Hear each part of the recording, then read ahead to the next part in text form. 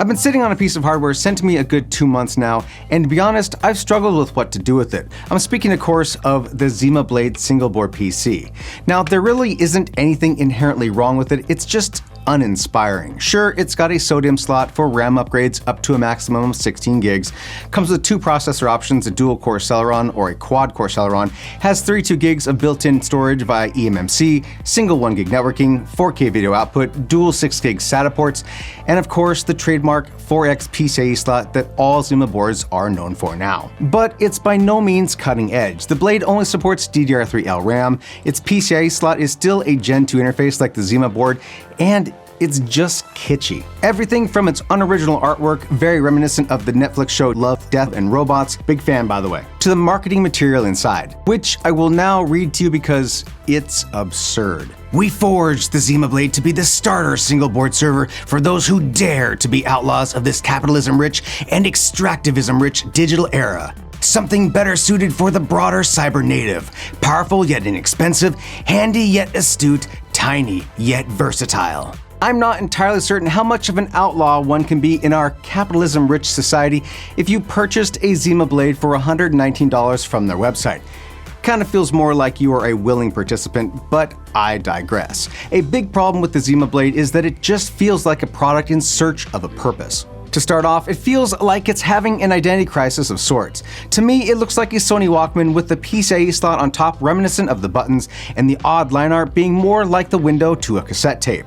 It doesn't light up when it's powered on, it doesn't look flashy in any way or take advantage of the polycarb clear window outside of showing off the RAM module, it just kinda sits there. Even the shop is having an identity crisis for OSs. The Blade comes pre-installed with CasaOS, which honestly is a great bit of software, but also claims to be fully compatible with Windows, Ubuntu, Debian, Raspberry Pi Desktop OS, Cent, OpenWrt, pfSense, Android, Libre, Elec, and more. So it's compatible with everything that runs on an x86 CPU.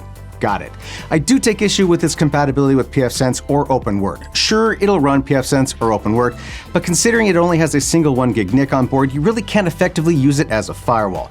Yes, you could add more via the PCIe slot or a USB to Ethernet interface, but you get my point. When I compare the ZimaBlade to its predecessor, the ZimaBoard, I struggle to understand the real benefits of one over the other. The ZimaBlade goes for the aforementioned $119 USD, but you still need to buy RAM for it, which IceWhale will sell you for an additional $40, bringing the total price up to $159 USD. And don't forget to add the USB-C power adapter because it doesn't come with one by default.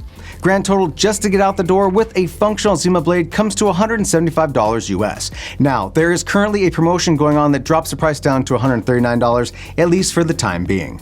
Compare that to the mid-range ZimaBoard that costs roughly the same price, has RAM, storage, and a power cord, not to mention dual NICs for $159 US. At least with the ZimaBoard's dual NICs, you could arguably make the case that it's an effective turnkey pfSense or OpenSense firewall, where the ZimaBlade really is not. I think the bigger problem here is that we've just reached peak single-board computer, and to be worth anyone's money, you need to be exceptionally good at something to stand out in the sea of other SBC alternatives. There are so many options for single-board PCs out there, everything from generic x86 to ARM-based Raspberry Pi and Pi knockoffs to promising new RISC-V boards. Speaking of the Raspberry Pi, how does the ZimaBlade compare to the Pi 5? When comparing compute, unsurprisingly, not great. CPU benchmarks put it at basically the same performance as the Pi 5, and the Pi 5 has NVMe support. If anything, the Raspberry Pi 5 is more of a digital natives board since its whole existence is built around tinkering, with a rich ecosystem of hats, add-ons, use cases, and GPIO pins. And you can get an 8 gig Pi 5 board without storage for below $100.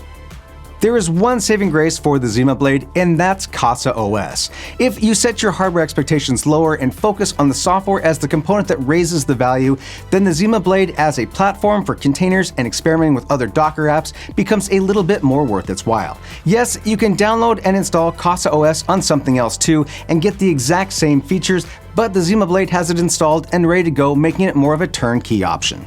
Now look, there are plenty of people on YouTube who reviewed it and liked it, and they've built neat little NASs and whatnot out of it, and that's cool. If that's what you're looking for, great, knock yourself out. By nature of it being an SBC, it's energy efficient and it has low power consumption, but with a lack of Wi-Fi, it's already at a disadvantage to other SBCs on the market right now. I realize saying all this is probably going to ruin any potential collaborations or sponsorships with IceWhale in the future, and I hope they find a way to take my criticism constructively. I just expect more from them when it comes to their SBCs. We reviewed the ZimaBoard way back and I really thought it was great. Hell, we even tested a 10 gig NIC in it to see if the little PCIe slot could handle it.